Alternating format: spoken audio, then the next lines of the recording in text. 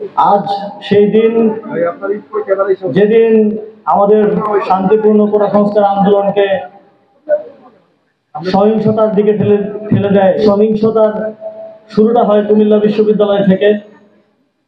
আমাদের 3টার দিকে শাহবাগে কর্মসূচি ছিল এবং একই সাথে সারা দেশে একই ধরনের কর্মসূচি ছিল। আমরা যখন লাইব্রেরির সামনে জড়ো হতে যাই তখনই আমাদের কাছে খবর আসে যে কুমিল্লা বিশ্ববিদ্যালয়ে ছাত্রদের উপর হামলা হয়েছে।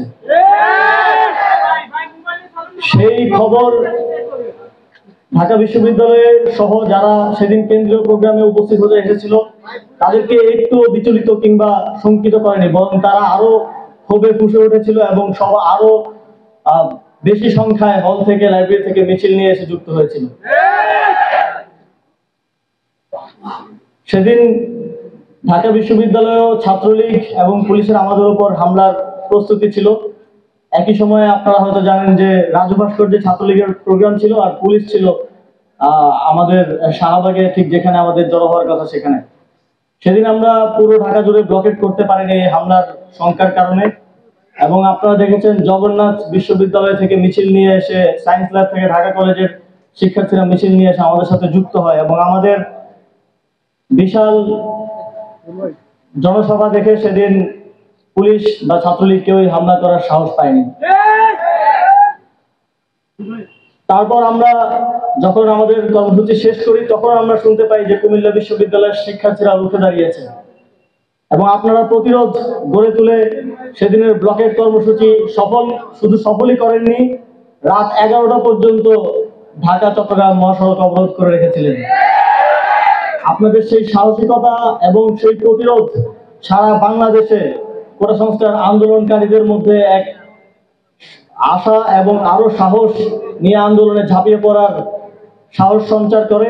এবং পরবর্তী দিন থেকে আমরা যে একটা কথা বলতাম সবসময় যে বাধা দিলে বাঁধবে লড়াই, এই কথার সত্যতা আপনারা প্রমাণ করে দিয়েছেন। তারপরের ঘটনা আপনারা সবাই জানেন, সরকার কোটা সংস্কার আন্দোলনের উপর সর্বশক্তি দিয়ে ঝাঁপিয়ে পড়ে, পুলিশ দিয়ে, ছাত্রলীগ, যুবলীগ সকল সন্ত্রাসীদেরকে দিয়ে আমাদের উপর বিভিন্ন স্থানে হামলা করে। এর ধারাবাহিকতায় প্রথম আমাদের আবু সাইদ বুক চিতিয়ে দিয়ে শহীদ হন এবং আমাদেরকে এক মুক্তির আন্দোলনের দিকে, স্বৈরাচার হটানোর আন্দোলনের দিকে ধাবিত করেন। আমাদের এই আন্দোলনের সফলতার পেছনে একমাত্র এবং শুধুমাত্র ক্রেডিট যায় আমাদের শহীদদের প্রতি, যারা আমাদেরকে পথ দেখিয়েছেন, যারা আমাদেরকে সফল হওয়ার প্রেরণা দিয়েছেন এবং আমাদের সকলকে শহীদ হওয়ার যেই মহানুভবতা সেটা শিখিয়েছেন এবং সারা বাংলাদেশের কোটি কোটি মানুষ তাদেরকে দ্বারা অনুপ্রাণিত হয়ে রাজপথে নেমে এসেছে এবং একটি 17 বছর ধরে চলা এক স্বৈরাচারী শাসন থেকে বাংলাদেশের মানুষকে মুক্তি দিয়েছেন।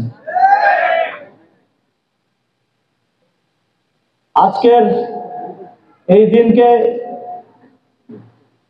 আমি প্রথম প্রতিরোধ দিবস ঘোষণা করছি এবং আপনাদের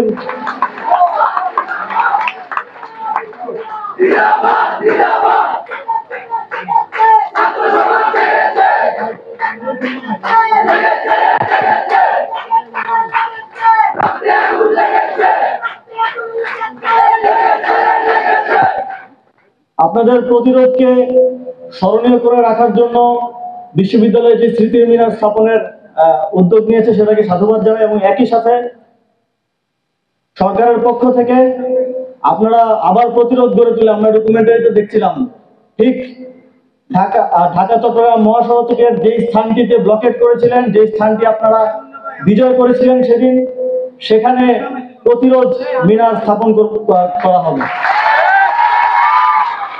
যেন বাংলাদেশের মানুষ এই দিনটিকে সবসময় স্মরণে রাখে এবং ঢাকা চট্টগ্রাম মহাসড়কে চলাচল করা প্রত্যেকটি মানুষ যেন আপনাদের সেই সাহসিকতার দিনটিকে প্রতিদিন স্মরণ করতে পারে, দেখতে পারে। সেজন্য আমাদের পক্ষ থেকে একটি ছোট্ট উদ্যোগ।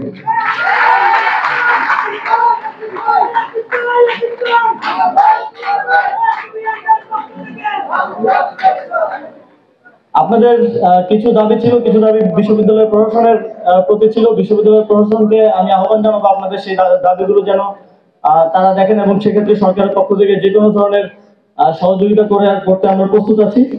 এবং একই সাথে আপনাদের বাসের একটা দাবি ছিল।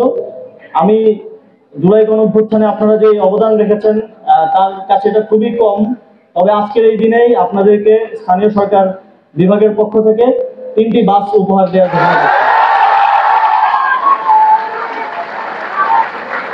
জুলাই গণঅভ্যুত্থানে আপনাদের সাহসিকতা সারা বাংলাদেশের মানুষের জন্য স্মরণীয় হয়ে থাকবে, এবং স্মরণীয় করে রাখার জন্য আমরা প্রয়োজনে আরো উদ্যোগ গ্রহণ করবো আপনাদের সাথে আলোচনার ভিত্তিতে।